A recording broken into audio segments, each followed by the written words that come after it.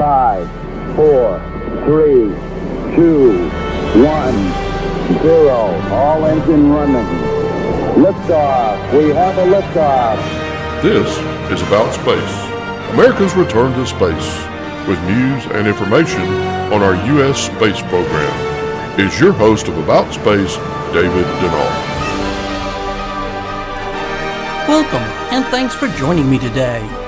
Well, the 180 days are up, and now it's time for the disclosure of what our government knows about UFOs.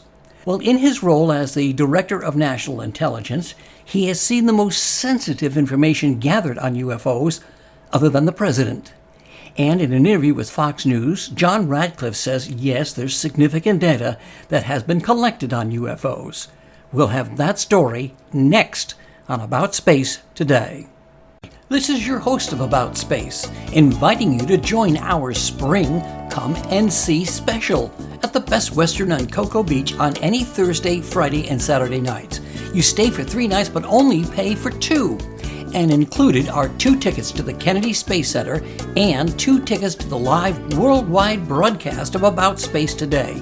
And plus there's a full breakfast daily and all the amenities of the hotel for just $215 per person for 4 days and 3 nights.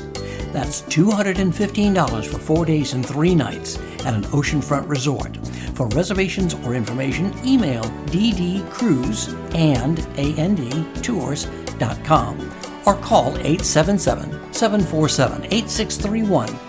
That's 877-747-8631.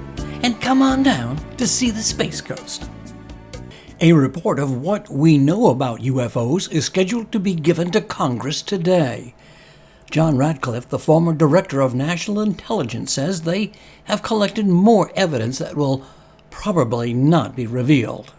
Well, sure. We have lots of reports about what we call unidentified aerial phenomenon. And this actually is a program that's been in place for a few years in terms of a task force that has been there under the National Defense Authorization Act. But as you correctly point out, there's now a report that will be issued by the Pentagon, by the Secretary of Defense, and the Director of National Intelligence. I actually wanted to get this information out and declassified before I left office, but we weren't able to get it down into an unclassified format that we could talk about quickly enough. But frankly, there are a lot more sightings than have been made public. Some of those have been declassified. When we talk about sightings, we're talking about objects that have been seen by Navy or Air Force pilots or have been picked up by satellite imagery that, frankly, engage in actions that are difficult to explain, that movements that are hard to replicate, that we don't have the technology for, or traveling at speeds that exceed the sound barrier without a sonic boom. So,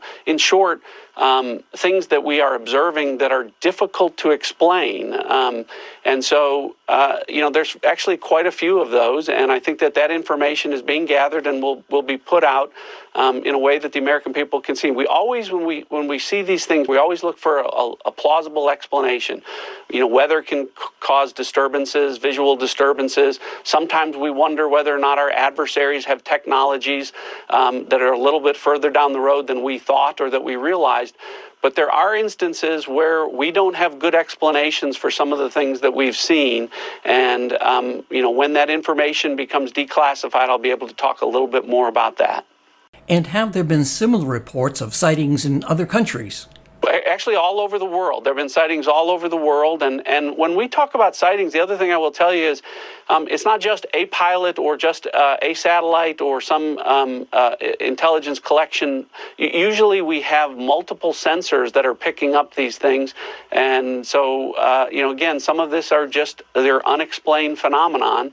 And there's actually quite a few more than have been made public. So I think it'll be healthy for as much of this information to get out there as possible so that the American people can see some of the things that we've been dealing with. Isn't it about time we, the people, know the truth on who those unidentified really are?